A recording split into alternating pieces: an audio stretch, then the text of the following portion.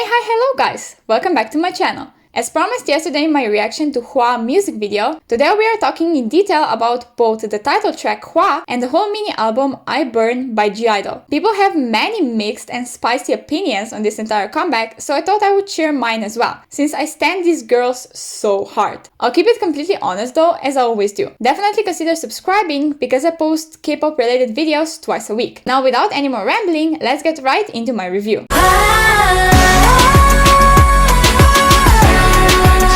I've heard that this is a continuation of their first ever comeback, Han, and I can definitely see that. I think especially the way all elements connect in the chorus has a very similar vibe to Han, which is one of my favorite GIDLE songs by the way. But Hwaa doesn't show up nearly enough to be even considered Han's relative. It can in best case be its stepsister and that's it. The main problem I personally have with this song is the emptiness of the chorus. Yes, Han had an empty chorus as well, but somehow it managed to deliver and still blow you away. Hwaa just doesn't do that. I think it would sound better if the second part of the chorus had something more intense added to it that would high up the tension, but instead it just stays flat and feels underproduced. I also personally don't like Soyeon's opening verse at all. The notes in there are pretty high and she isn't as good of a vocalist to show up and execute them super well. She is an average vocalist at best, which means having an entire vocal heavy verse just shouldn't be a thing. It could totally be given to Shuhua and she would nail it without a doubt, opening their song for the very first time, instead of Soyeon for the 300th time. What bothers me the absolute most though is the ending. It is without a doubt in need of an outro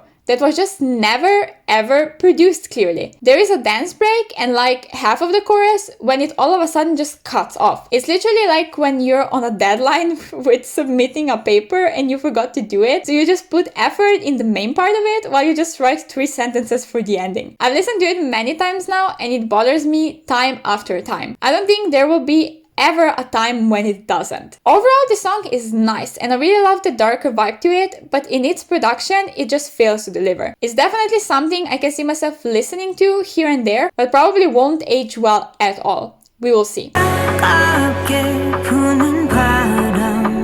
You guys are going to be shocked by this, but listen. I actually really love the lyrics. Yes, it's that typical heartbreak, breakup song that we see over and over and over again. But instead of just portraying the typical sadness, they leaned completely into the depression and numbness most people feel when they lose someone they thought was the love of their life. The image they're portraying is insanely beautiful, especially with the visual aspect attached to it. They use winter as a way to describe that numbness and depression in their heart, while they use fire as a tool they need to melt these dark feelings away, something they long and wish for. It's brilliant and I wish we could see more metaphors like that in K-pop. Everything about the lyrics just made perfect sense and therefore every single scene in the music video felt absolutely necessary.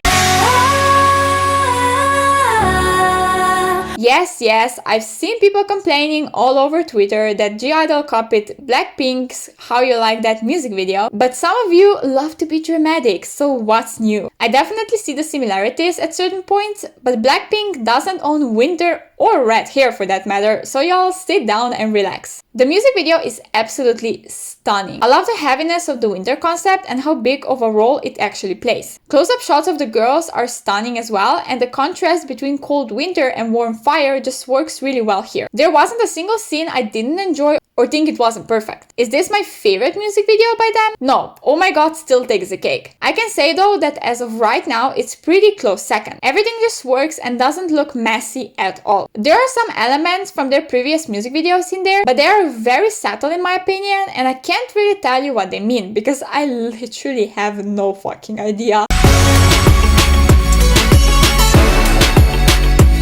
If this isn't my favorite choreo they've ever had, I don't know which one is. It's rather simplistic and definitely on what some would call easier side, but it works really well for this song. Especially the moves in the chorus are so elegant and glamorous, which perfectly expresses the vibe of the actual song. Some parts are a bit boring to watch, like Soyeon's rap for example, because other members just literally stand there with minor movements, while she doesn't manage to entirely fill up the stage. There are also a lot of hand movements, which you all know are always my favorite in choreographies. Their choreographers just truly put together moves that embody Hwaa, and I couldn't be happier with that.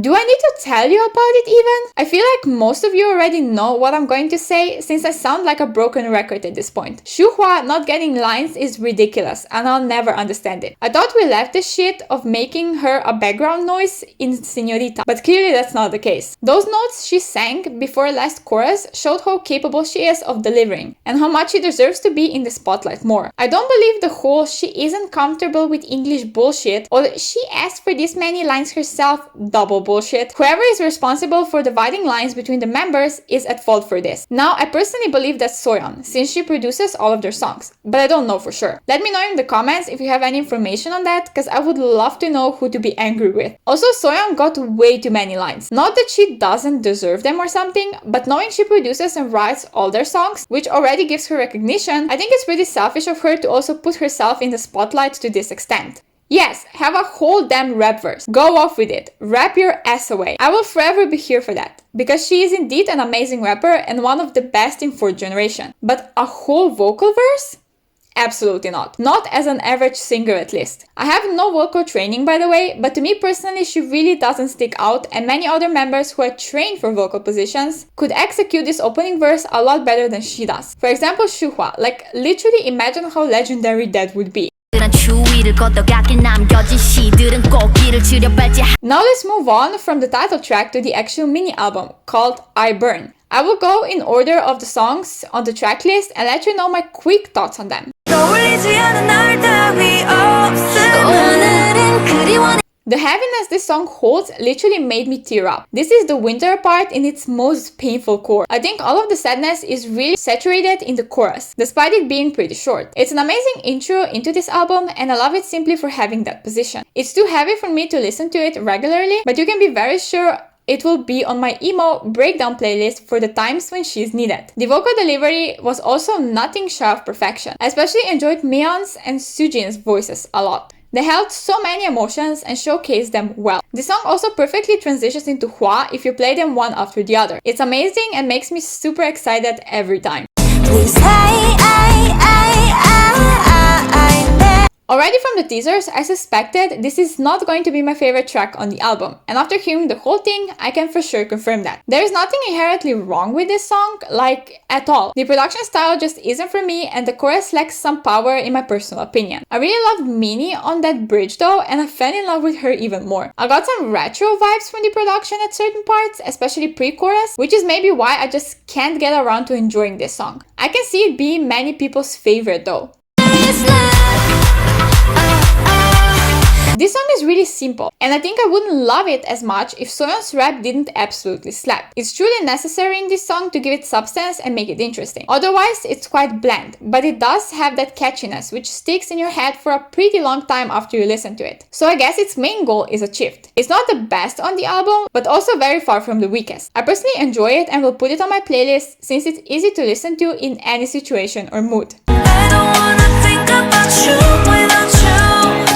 This album gets better and better more down the tracklist you get. Lost has similar structure to Where Is Love, but it's more sensual, slower and just pretty. I don't know how to describe it. It doesn't have that heaviness in it, but more some type of playful stubbornness of refusing to accept someone is gone and the relationship is over, therefore feeling lost. Soyeon's rap was a bit too aggressive in my opinion, and it disrupted the gentleness of the song a bit. Other than that, I absolutely love it. My love is damn, I wish this was the title track. I put all my hopes into this song after the album teaser because I already absolutely loved that one snippet of it. It's once again sensual and holds so many emotions, especially in the chorus, which is my favorite part. What I found interesting is that we didn't come to a conclusion. We went right back to the beginning. No matter what they say, I still love you anyway because my love is Dahlia. Something like that. We didn't accept this is over and this relationship is gone, but instead we ended everything in denial. I hope they continue from this point in their next release because that would be amazing. After listening to the whole entire album from start to finish, I really have to give this era to Minnie. Not only does she look mind-blowingly good in her red wig, but her vocal delivery on the title track alone deserves this. She's able to express emotions so well and adjust her vocals to literally every vibe out there. But we aren't shocked at all. She never fails to blow us all away. As a runner-up, I definitely have to mention Soojin, which isn't surprising at all, since she already thrived during Han era. These concepts just really are suited and made for her. Nobody can deny that. Literally just look at her. She's stunning. Anyways, this is all I have for this video, and if you enjoyed it, please give it a thumbs up and leave a comment, because it helps the algorithm a lot, as well as consider subscribing for more K-pop commentary, reaction, and compilation videos twice a week. I will see you again very soon in my next video. Bye bye, I love you all so much. Didn't wanna be a princess, I'm priceless. A prisoner even on my list. Love is a drug that I quit, no doubt.